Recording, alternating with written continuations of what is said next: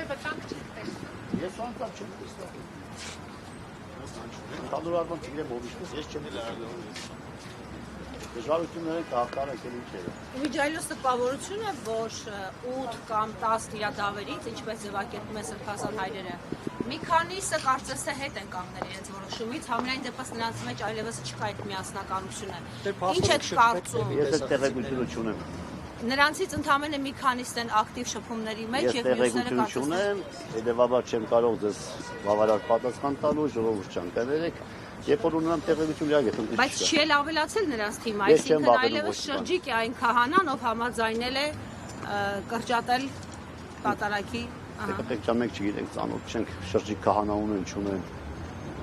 Տեսեք, Արքեպիսկոպոս Միրզախանյանը շնորհակալություն էր հայտնում Նիկոլ Փաշինյանին, որ տարիներ ի վեր եկեղեցու եղած խնդիրները ի վերջո բարձրաձայնեց։ Նիկոլ Փաշինյանն այն մարդն է, որին պետք է շնորհակալություն հայտնել, որ եկեղեցու ներսում կատարվողը բարձրաձայնել է, այն էլ այս կերպ։ Վազգե սրբազանապես է պատկերացնում, ինչ անում։ Իր համոզմունքներն է մարդը չարտահայտվի։ Այդ իր համոզմունքն է։ Ում հաղթանակն է այն, որ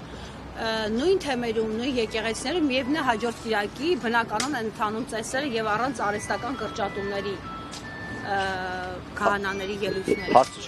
Հարցը լավ չպատկերացնի։ Եթե կրճատվում է Նիկոլ Փաշինյանի ներկայությամբ, ապա հաջորդ անգամ նույն եկեղեցում նույն քահանան առանց կրճատելու, առանց զեղչելու է պատարագը մատուցում։ Սա ում հաղթանակն է։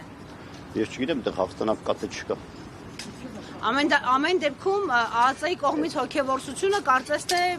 Ջան, այդ ես չգիտեմ։ Համենայն դեպս այն ինչ որ անձամբ մեզ է վերաբերում, մենք մեր կեցվածքը արդեն արտահայտել ենք։ Մնացածը այդպես ինչ գործ ունի։ Իզեր կարծիքով ինչու Երևանի թեմի քահանաները ցույց չեն տալիս դիրքորոշում։ Նրանք նույնիսկ Facebook-ներից են կորել։ Մենք քահանաներ ունենք, որ շատ ակտիվ են եւ հարցազրույցներով, եւ հանրային շփումներում։ Նրանք նաեւ ակտիվ են եղել սրբազան պայքարի շրջանում, բայց այս շրջանում նրանք անհետացել են սոցցանցային տիրույթներից եւ չեն ուզում իրենց դիրքորոշումը երևա։ Ճնշումներ կան նրանց վրա։ Չեմ կարծում, չգիտեմ, կարող է ուշավորությունը ինչ իմանամ։ Իրենց պետք է հարցնենք։ Բայց ամեն ինչ շատ հստակ չէ, կարելի է իմաստգուշավորություն։ Ես Շիրակի թեմի հոգևորական եմ, Երևանի հոգևորականի փոխարեն ոնց պատասխանեմ։ Գիտեք, Նարեկ Սրբազանի հետ խոսել եք Վազգեն Միրզախանյանին, Գևորգ Սրբազանին եւ մյուսներին, ինչու էր հրավիրել Գյումրի կամ երբ էր հրավիրել։ Բայց դուք Նարեկ Սրբազանի տեղը չգիտեք։ Գիտենք,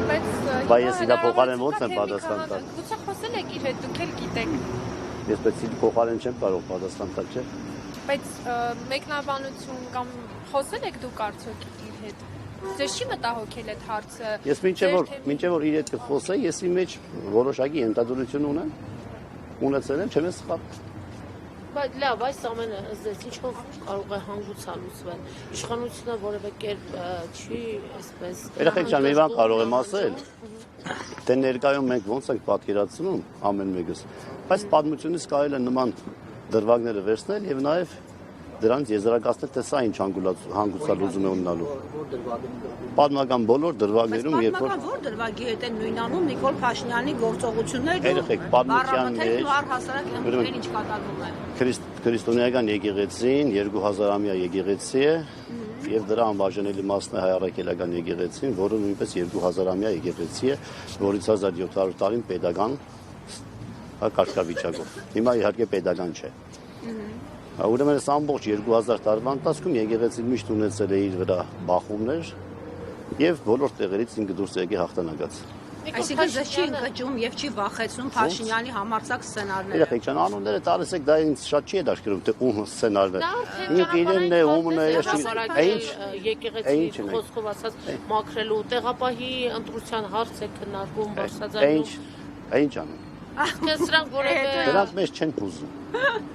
Մեր եկեղեցին ասում եմ անցել է ճանապարհներ։ Իսկ Նիկոլ Փաշինյանի քայլերը որևէ արդյունք չեն տանում։ Եկեղեցին մնալու է այնպես, կաթողիկոսի գլխավոր։ Երբևէ եթե պատմության մեջ լսած լինեք, որ որևէ մի անհատ մարդ Արարած դուրս եկե Աստծո դեմ ապստամբելու եւ հաղթել է, այստեղ կարող եք այդ հարցերը տալ։ Իսկ եթե շատ հոգևորականներ համարում են, որ սա ոչ թե Նիկոլ Փաշինյանի ծրագիրն է, այլ Նիկոլ Փաշինյանը ընդհանրապես իրագործում է Փաշազադեի պլանը, այս դեպքում մենք էլի նույն համարձակությամբ կասենք, որ հաղթանակը միևնույն է եկեղեցու։ Եթե շատ հոգևորականներ այդպես են մտածում եւ արտահայտվում, իրենց պիտի հարցնեք։ Չէ, այդուհանդերձ, եթե համարենք, Աստված մի արասե, որ այս ծրագիրը ոչ թե փոքրիկ ԿՊԱ-ական խմբակի ծրագիրը, այլ մասշտաբային է եւ արտաքին ճնշումներով են, ելի մենք նույն վստահությամբ կարող ենք ասել, որ եկեղեցին է հաղթելու։ Միանշանակ, ուրիշ կարծիք չկա։ Եթե պետությունը պարտվում է, եկեղեցին միևնույն հաղթում է։ Միանշանակ, ուրիշ կարծիք չկա։ Այս պարագայում էլ եկեղեցին հաղթելու է։ Անպայման։ Հիմա էլ եկեղեցին իր հաղթական ընթացքի մեջ է։ Ինչպես, երբ որ 10 եպիսկոպոսներ Ինչ կապ Փաշինյանի ունի։ ձեռքն են սեղմում։ Ինչ կապ ունի։ Մեկը եկեղեցին իր հաղթական ընթացքի մեջ է։ Որովհետև եկեղեցու գլխին Քրիստոսն է, իսկ Քրիստոսը հայտարարել է, որ ես հաղթեցի աշխարհին։ Եվ մենք այդ հաղթանակի ճանապարհով ենք գնում։ Ես անձամբ չունեմ մտահոգություն։ Մտահոգություններ չկան, որ եւս այլ հոգեվորականներ կմիանան, այլ հոգեվորականներին ովքեր իշխանության ողքին են։ Կարող է լինել, բայց դա մտահոգիչ չէ ինձ։ Ցավ է, բայց ոչ մտահոգություն։ Կարծում եմ, որ այսպես պարապում Չէ։ Չէ։ Չի լինի։ Եկեղեցու ներսում չի լինում պարապ։ Եկեղեցու ներսում լինում են առանձնացումներ, որոնք ինքնաբերաբար եկեղեցուց դուրս են համարվում եւ եկեղեցու ներսը մնում է չպարակված։